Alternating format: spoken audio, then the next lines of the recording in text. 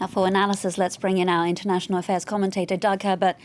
Doug, very strong words there. Can you tell us how, and this is intriguing, the Communist Party in China has managed to survive for as long as it has? I used to live in Cuba, and the system there has slowly disintegrated. And look at the Soviet Union, implosion, right? Look, what Gorbachev did is he tried to reform politically rather than economically, and a lot of people think that spelled the demise of a system that had already been rotting from within for years.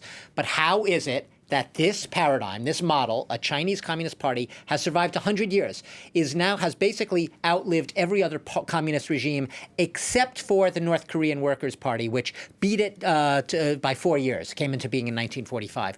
Well, look, it doesn't take rocket science. Part of the reason it survived so long is by not being communist. And what I mean by that is it essentially, under Deng Xiaoping 40 years ago, opened up to the global economy, led in foreign investment, and basically grafted on major chunks of free market capitalism.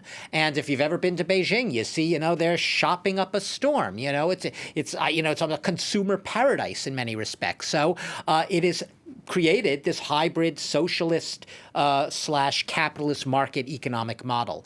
But another way it survived is Xi Jinping himself. What has he done?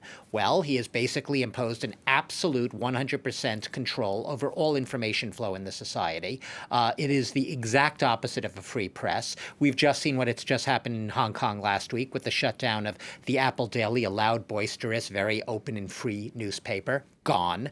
And we've seen technology deployed brilliantly, savvily by Xi Jinping. Technology that helps to surveil the population and censors information. So all of that together, capitalism, controlling the media and information, and surveilling its own citizens and censoring information, has kept the Communist Party not just in power, but prosperous. So I'm not going to call it a Communist Party. I'm going to use your own words. Can this hybrid system continue to survive the way it's going? Put it this way. As of today, there are no signs that it's about to crack. But if you're asking if this is a long-term, durable hybrid model, that is a question that there's total disagreement on. What the Communist Party will tell you, what Xi Jinping and his associates will tell you, is that the party has shown an amazing ability to adapt and survive and be flexible over the decades. Look at what happened under Mao Zedong. You had the so-called Great Leap Forward, also known as the Great Chinese Famine, in which tens of millions of people basically starved to death in the name of collectivizing agriculture. Somehow, it survived that. Deng Xiaoping came along and opened it up and grafted on market capitalism. It survived the Tiananmen massacre and the condemnation and outcry from the entire world. Somehow it imposed a total information shield over that horribly tragic event in its history, to the point you don't hear about it at all today. They're marking this celebration, as you can see in those pictures, on Tiananmen Square right now. So adaptable, flexible, yes. Can it survive in an information age where it's going to be hard-pressed to cover everything up, including the darkest chapters of its history? Very hard to say. And obviously, it's going to have a lot of challenges more growing from the West, who are going to take it to task and call it out.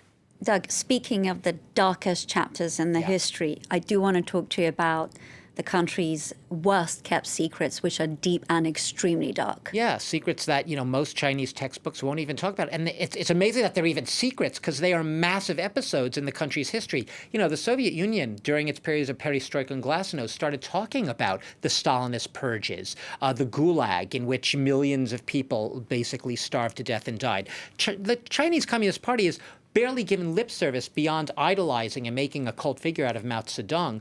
The Great Leap Forward I just talked about, that was supposed to be this collectivization of agriculture, ended up being a death warrant for tens of millions of Chinese, and especially the farmers who were subjected to its policies. The so-called Cultural Revolution, a little later, also under Mao Zedong, which was basically a purge of all of the intellectuals of the party and its legacy. China, in many ways, is still suffering the effects of that legacy today. The crackdown in more recent years, the crackdown in Hong Kong, the repression of the Uyghurs. Don't mention the Uyghurs, of course, right? And the shot across the bow today to Taiwan, basically insinuating in no uncertain terms, Xi Jinping, don't you even think of independence in the near future. China is striding into this future with swagger in its step, no signs of slowing down, at least not for now. Doug, I feel like I could keep going for another 10 minutes, but that'll bring us to the end of the bulletin. Thank you so much for those insights.